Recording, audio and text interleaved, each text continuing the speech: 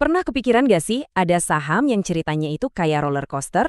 Bisa jadi kisah kebangkitan yang luar biasa, tapi di saat yang sama juga jadi pertaruhan yang resikonya tinggi banget. Nah, hari ini kita akan bedah tuntas salah satu saham yang paling banyak dibicarakan di bursa kita, PT Estika Tata Tiara, atau yang kita semua kenal dengan kode sahamnya BEF. Oke, jadi pertanyaan utamanya cuma satu kan, layak nggak sih kita menaruh uang di perusahaan ini? Misi kita dalam pembahasan kali ini adalah mengupas semua lapisannya ya, yang baik maupun yang buruk. Tujuannya supaya di akhir nanti Anda punya bekal yang cukup buat mengambil keputusan investasi yang matang. Ini dia peta jalan kita. Kita mulai dari ceritanya dulu. Lalu, kita intip dalamannya, laporan keuangannya. Setelah itu, kita cari tahu apa yang bisa bikin saham ini terbang. Tapi, kita juga harus siap-siap sama risikonya ya. Dan terakhir, kita coba hitung-hitungan kira-kira harga wajarnya di berapa. Siap? Yuk kita mulai. Selalu ingat ya, sebelum kita menilai masa depan sebuah perusahaan, kita wajib kenal sama masa lalunya. Dan cerita BIF ini, wah ini bukan cerita biasa. Ini drama banget. Dari hampir KO sampai bisa bangkit lagi dengan cara yang sungguh spektakuler. Jadi, apa sih kerjaannya BIF? Gampangnya gini, mereka mau jadi rajanya daging sapi di Indonesia. Bayangin, dari sapinya masih di peternakan, diproses, sampai jadi produk key beef atau bos yang kita lihat di supermarket, semuanya mau mereka kontrol. Ambisinya gede banget kan? Coba deh perhatikan perjalanan waktunya. Mereka IPO tahun 2019, kelihatannya bagus. Tapi boom, 3 tahun kemudian di 2022 harganya anjlok sampai Rp44. Itu udah di ujung tanduk, nyaris banget ditendang dari bursa. Disinilah ceritanya jadi menarik. Ada penyelamat datang, ada restrukturisasi besar-besaran, dan pemulihannya, wow, fenomenal.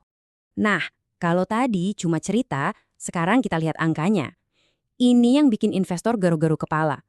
Lihat itu, dari cuma 39 miliar di 2022, diproyeksikan bisa tembus 6,4 triliun di 2025. Lompatannya gila banget.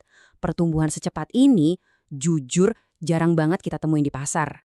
Oke, ceritanya udah dapet. Sekarang waktunya kita jadi dokter keuangan. Kita bakal check up kesehatan finansial BIF saat ini. Yuk kita bedah angkanya satu persatu. Lihat tabel ini. Ini kayak foto before after yang drastis banget. Tahun 2022 semuanya merah, minus di mana-mana. Rugi kotor, rugi bersih, parah. Tapi lihat proyeksi 2025. Semuanya hijau. Dari rugi puluhan miliar jadi untung ratusan miliar. Ini bukti nyata kalau operasi restrukturisasinya itu benar-benar berhasil. Nah, ada satu angka yang bikin melotot. ROE-nya 58,2%. Gampangnya, ROE itu menunjukkan seberapa jago perusahaan menghasilkan untung dari modal investor. Angka segini itu, wah, luar biasa tinggi. Tapi ada catatannya.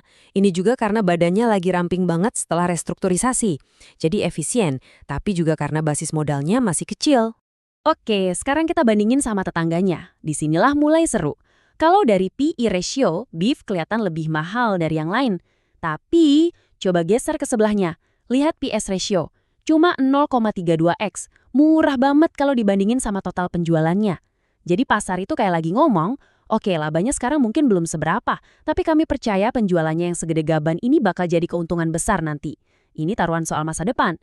Baiklah, kita sudah lihat kondisi sekarang.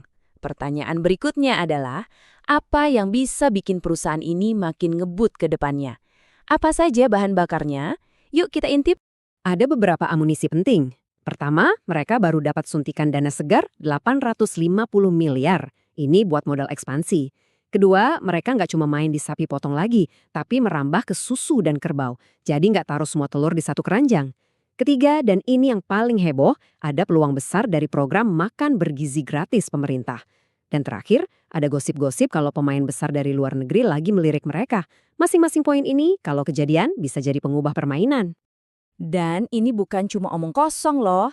Dengerin langsung dari CEO-nya. Pak Imam Subowo bilang target jangka panjangnya itu masuk LQ45. Itu artinya mereka nggak cuma mau sekedar survive, mereka mau jadi saham papan atas. Ini menunjukkan kalau visinya itu jauh ke depan. Oke, kita udah ngomongin yang bagus-bagusnya. Sekarang bagian yang paling penting dan sering dilupakan investor pemula, risikonya. Ingat, sebagus apapun ceritanya, selalu ada batu sandungan. Kita harus tahu apa saja itu. Nah, ini dia PR kita. Pertama, saham ini goyangannya kenceng banget. Betanya 1,80, artinya lebih liar dari pasar. Kedua, mereka ketergantungan banget sama impor sapi dari Australia. Kalau Australia tiba-tiba stop ekspor, wah bisa repot. Belum lagi risiko penyakit ternak kayak PMK. Lalu ada juga tekanan dari luar, kayak kurs dolar dan biaya angkut. Terakhir, program pemerintah yang tadi jadi katalis, itu juga bisa jadi risiko kalau tiba-tiba anggarannya berubah. Ini semua harus masuk pertimbangan. Oke, kita udah bongkar semuanya. Masa lalu, kondisi sekarang, potensi ke depan, sama risikonya. Sekarang kita sampai ke puncaknya, ke pertanyaan yang paling sering ditanyakan. Jadi, harga wajar saham ini sebenarnya berapa sih? Nah, disinilah ceritanya pecah jadi dua kubu. Kubu yang optimis, para bulls, mereka menghitung berdasarkan potensi pertumbuhan ke depan dan melihat harga wajarnya bisa sampai 1.113. Artinya, sekarang ini masih murah banget. Tapi, ada kubu pesimis, para bears. Mereka melihat sejarah arus kasnya yang negatif dan hitungannya malah jadi minus. Gila kan? Jarak antara dua valuasi ini menunjukkan dengan jelas karakter saham ini.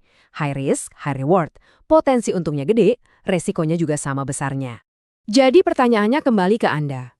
Apakah BIF ini sebuah comeback story yang luar biasa dan masih punya banyak ruang untuk tumbuh? Atau ini cuma sebuah pertaruhan besar yang didorong spekulasi? Semua datanya sudah kita beberkan. Sekarang giliran Anda yang memutuskan. Anda mau jadi tim optimis atau tim hati-hati? Pikirkan baik-baik.